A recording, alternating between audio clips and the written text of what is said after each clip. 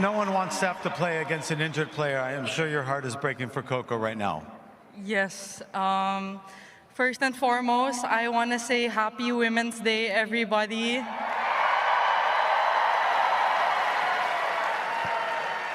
Bear with me because I have a lot to say.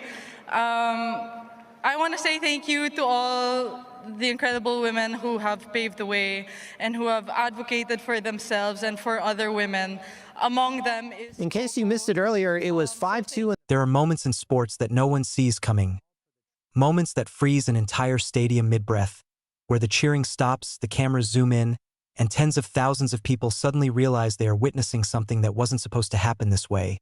Something raw, something real, something that will be talked about for weeks.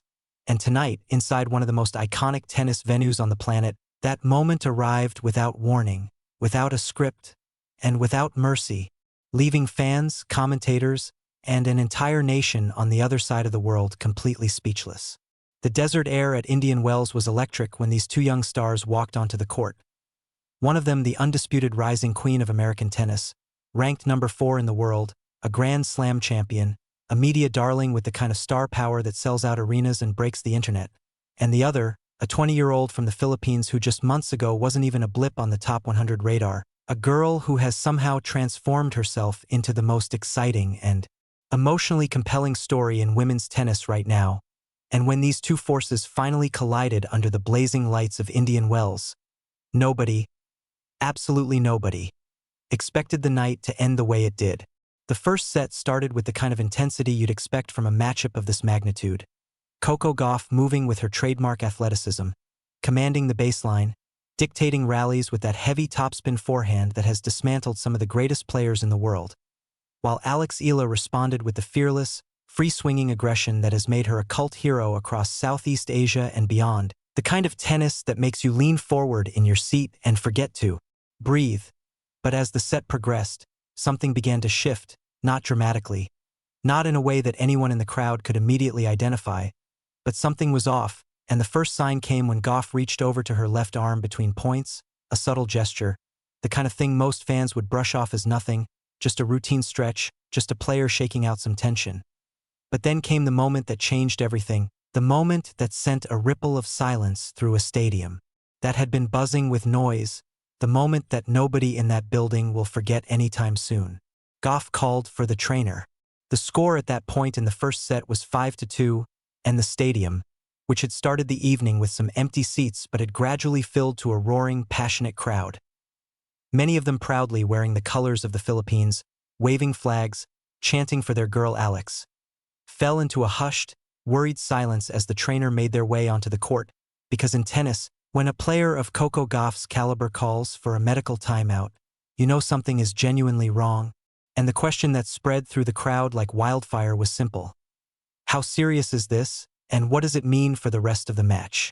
The trainer examined her left forearm carefully while Gauff winced and flexed her fingers, and after a few minutes of treatment that felt like an eternity to everyone watching, play resumed. But you could see it in the way Gauff moved. Something wasn't right, and Eala, to her enormous credit, stayed locked in, stayed focused, continued to play the kind of tennis that had the Filipino fans in the crowd erupting with every winner she struck.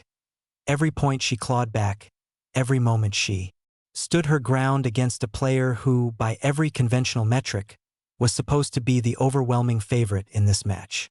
The first set concluded 6-2 in favor of Eala, and what a statement that was. But what happened when the two players met at the net to begin the second set will be the image that defines this night forever. They didn't just shake hands the way players do between sets. They embraced, and in that embrace, Gauff leaned in and told Alex something, and within seconds it became clear to everyone watching that the match was over, that Coco Gauff was retiring from the contest, that she simply could not continue, that the stinging sensation in her left forearm had made it impossible for her to keep competing at the level she demands of herself. And in that moment you saw two things simultaneously. You saw the heartbreak on Gauff's face, the frustration of an elite competitor being forced off the court not by an opponent but by her own body, and you saw the flood of emotion crash over Eala like a wave she had no defense against, the tears beginning to fall as the magnitude of what she had just accomplished started to sink in. And here is where the story gets even more layered, even more extraordinary, because this wasn't just any win.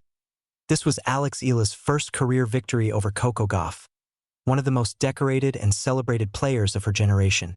And beyond that, it was a victory over a top 10 player at one of the sport's most prestigious events.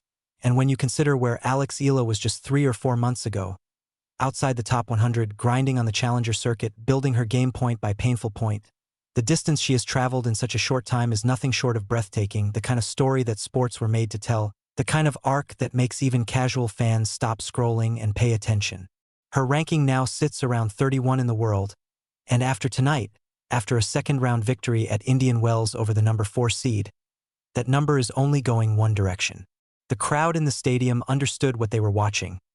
This was history unfolding right in front of them, and the Filipino fans who had packed into the venue, who had stayed up impossible hours back home to follow this match in real time, who had made noise enough to fill every corner of that desert arena. They erupted in a way that felt less like celebration and more like release. Pure, overwhelming, unbridled joy for a 20-year-old who represents something much bigger than tennis. For an entire nation, a symbol of what is possible when talent meets relentless work, meets an unshakable belief in yourself. And for Coco Gauff, as devastating as this moment is, this is a player with a championship pedigree and a support system that is second to none.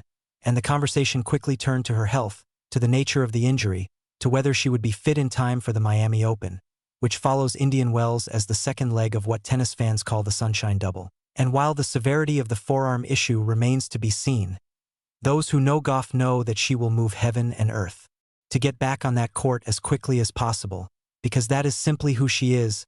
That is the competitor that has been forged through years of pressure and expectation and triumph.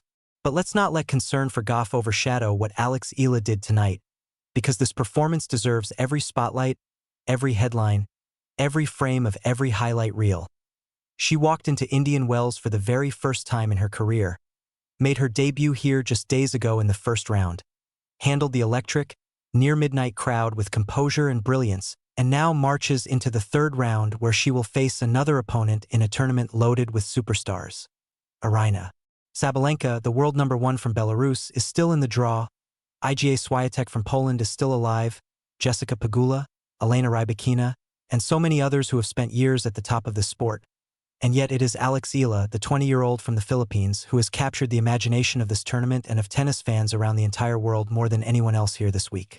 What comes next for her is the kind of question that keeps you up at night, because if she can play this freely, this fearlessly, this brilliantly against the number 4 player in the world, what ceiling actually exists for her, what match is truly out of reach, and the answer, if you've been watching her closely over these past few months, is that nobody really knows, and that uncertainty, that glorious, open-ended possibility, is what makes her the most compelling watch in women's tennis. Right now, more exciting than the established champions, more magnetic than the proven veterans, because she plays every single point like it might be her last and every match like she has absolutely nothing to lose and everything to gain. Indian Wells was already shaping up to be one of the great tournaments of the year. The atmosphere, the matchups, the storylines converging in the California desert. But tonight added a chapter that nobody had written into the script, a chapter about resilience and heartbreak and joy and the unpredictable, wonderful cruelty of professional sports. And somewhere in the Philippines right now, millions of people are not sleeping, are gathered around phones and televisions and laptops, are talking about this girl who went from the challenger circuit to the main stage of Indian Wells and beat the number 4 player in the world before she had even finished her 20s. And the feeling in those rooms, in those homes, in those streets is something that transcends sport entirely.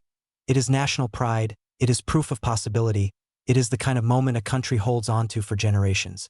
Eala will step onto the court again in the third round, and when she does, the world will be watching. Not just the Philippines, not just the dedicated tennis faithful, but anyone who has heard this story, anyone who has felt the pull of an underdog rising, anyone who understands that what is happening right now in the career of this young woman is rare and precious and not to be missed, and whatever happens next.